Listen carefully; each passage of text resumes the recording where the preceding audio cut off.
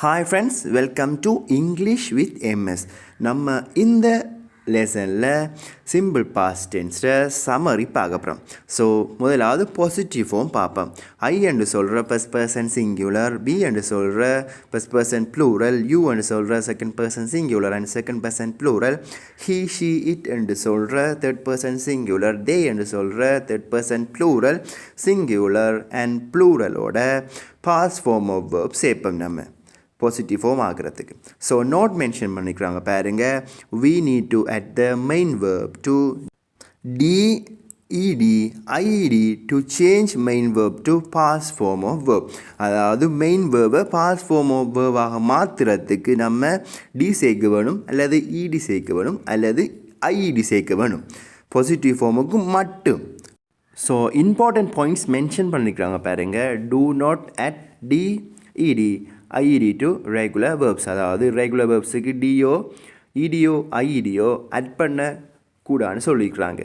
அடுத்தது பாருங்க, irregular verbs past form are different, so you need to memorize. அதாவது irregular verbsனுடைய past form வித்தியாசப்படும். So அதை நம்ம கட்டாயம் மெமரைஸ் பண்ண வேணும்னு சொல்கிறாங்க, அதாவது ஞாபகம் வச்சுக்க வேணும்னு சொல்கிறாங்க.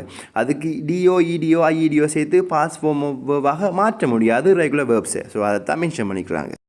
ஸோ அடுத்தது நெகட்டிவ் ஃபார்ம் ஆகிறதுக்கு I we you they he she it singular plural இதுகளோட டிட் நாட் சேர்க்க வேண்டும், அதோட மெயின் வேர்ப் சேர்க்க வேண்டும். இப்படி சேர்த்தா நெகட்டிவ் ஃபார்மாக மாறும்.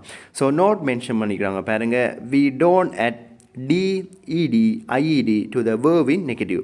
அதாவது நெகட்டிவ் ஃபார்ம் ஆகிறதுக்கு நம்ம வேர்புக்கு டிஓ இடியோ ஐஇடியோ சேர்த்து பாஸ்ட் ஃபார்ம் வேர்பாக மாற்ற தேவையில்லை. நம்ம main verb negative form main verb use பண்ண வேணும்னு சொல்லிக்கிறாங்க கட்டாயம். அடுத்தது குவேஷன் ஃபார்ம் ஆகிறதுக்கு சப்ஜெக்டுகளுக்கு முன்னுக்கு டிட் சேர்க்க வேணும். ஸோ டிட்டுக்கு பக்கத்தில் சப்ஜெக்டுகளான I we you he she it they singular ப்ளூரல்கள் வரும். ஸோ அதுக்கு பக்கத்தில் மெயின் வேர்ப் வரும். ஸோ இது question form. So note mention பண்ணிக்கிறாங்க பாருங்கள்.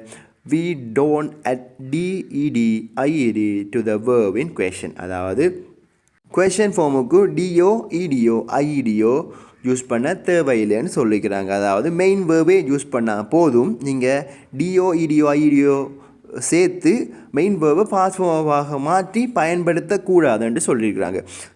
So simple. ஸோ நான் உங்களுக்கு சம்மரியாக இந்த சிம்பிள் பாஸ்ட் டென்ஸை எக்ஸ்பிளைன் பண்ணியிருக்கிறேன். ஸோ இந்த வீடியோ கட்டாயம் உங்களுக்கு புரிஞ்சுக்கணும் நம்புகிறேன். ஸோ உங்களோட ஃப்ரெண்ட்ஸோட கட்டாயம் ஷேர் பண்ணுங்கள். இங்கிலீஷ் வித் எம்எஸ் என்ற யூடியூப் சேனலை சப்ஸ்கிரைப் பண்ணுங்கள். So thanks.